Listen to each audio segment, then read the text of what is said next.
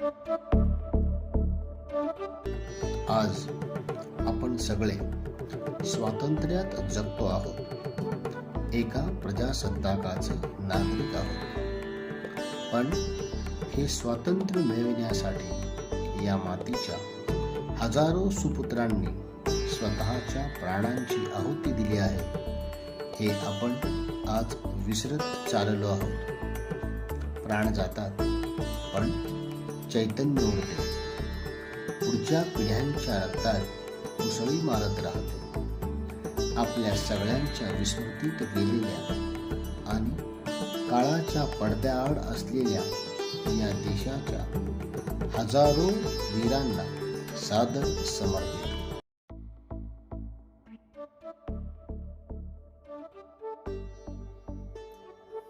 सरफरोशी की तमन्ना अब हमारे दिल में है, देखना है जोर कितना बाजुए कातिल में. सदियों से अंग्रेजों के गुलाम रहे भारतीयों को गुलामी से मुक्त करने हेतु क्रांतिकारियों का यही जज्बा था. इन्हीं क्रांतिकारियों में से एक स्वतंत्र सेनानी सचिंद्रनाथ सान्याल. उनके बारे में ही महत्वपूर्ण जानकारी. सचिंद्रनाथ सान्याल ने अपनी जीवन काल में 2 बार काले पानी की सजा काटी. कुल 50 साल की उम्र में 25 साल कैद में गुजारे, लेकिन जेल की यातनाएं, अंग्रेजों के जुल्म उनके हौसले को पस्त नहीं कर पाए. सचिंद्रनाथ सान्याल का जन्म 3 फरवरी 1893 में बनारस हुआ. वो अपनी माता पिता और तीनों भाइयों के साथ रहते थे. चारों भाइयों ने अपनी प्राथमिकता अपना निजी स्वार्थ छोड़कर देश को दी.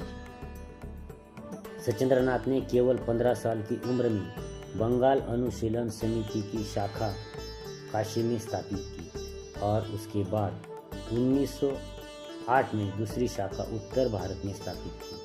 वही क्रांतिकारियों का पहला दल था. जल्द ही काशी और उत्तर भारत क्रांति की नगरी बन गई. सचिंद्रनाथ के नेतृत्व में हर साल अनुशीलन समिति द्वारा काली पूजा का आयोजन होता था. सफ़ेद कोहड़ा मारने का रिवाज डाला गया. सफ़ेद कोहड़ा यानी गोरी चमड़ी वाले अंग्रेजों का प्रतीक था. उसे काटने का अर्थ था इस तरह अंग्रेजों को मार काट कर यहाँ से भगा देना ताकि भारत आज़ाद हो पाए. बचपन से ही आज़ाद भारत का सपना संजोए सचिंद्रनाथ ने क्रांतिकारी राज बिहारी बोस से मिलकर गदर पार्टी के सभी नेता और अन्य क्रांतिकारी संगठनों के इकट्ठा किया ताकि हिंदुस्तानी सैनिकों के विद्रोह के जरिए देश को स्वतंत्र करवाना था. इसलिए उन्होंने बंगाल, पंजाब, बिहार, संयुक्त प्रांत घूम घूम कर क्रांतिकारियों को अंग्रेजों के खिलाफ तैयार किया. क्रांतिकारियों की तैयारी की और क्रांति की तारीख रखी 21 फरवरी 1915. जब अंग्रेजों को पता चला तो उन्होंने सचिंद्रनाथ और उनके साथियों को गिरफ्तार किया. बनारस षड्यंत्र का मुख्य हिस्सा मानकर मुकदमा चलाया और उन्हें 1916 में काले पानी की सजा सुनाई गई. सचिंद्रनाथ के भाई को भी 7 महीने की सजा सुनाई गई. सन 1920 में आम माफी के तहत सचिंद्रनाथ को जेल से रिहा किया गया. उसके बाद भी वो एक बार फिर क्रांतिकारियों की गतिविधियों में शामिल हो गए. अंग्रेजों के जुल्म से बिखरे क्रांतिकारियों को उन्होंने इकट्ठा किया. राम प्रसाद बिस्मिल और अन्य क्रांतियों के साथ मिलकर उन्होंने अक्टूबर 1924 में हिंदुस्तान रिपब्लिकन एसोसिएशन का गठन किया. सचिंद्रनाथ ने कारीगोली स्टडी नाम से HRA घोषणा पत्र तैयार किया. उसका मकसद था सुसंगठित और सशस्त्र क्रांतियों का लोकतंत्र की स्थापना. वह घोषणा पत्र उत्तर भारत से बर्मा तक पहुंचा दिया. अब सभी देश में अंग्रेजों के खिलाफ जोश भर गया था.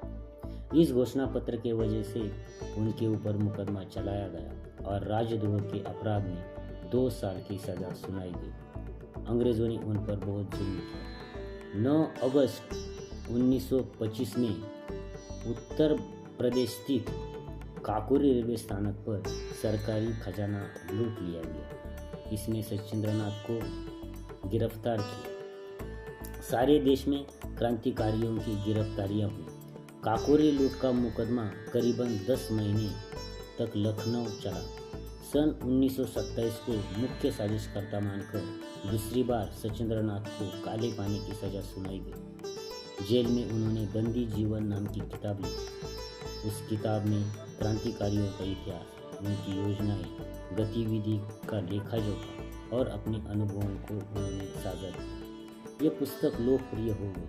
अंग्रेजों ने घबराकर इस पुस्तक के छपने पर प्रतिबंध लगा दिया। भारत छोड़ो आंदोलन जोरों शोरों से चल रहा था।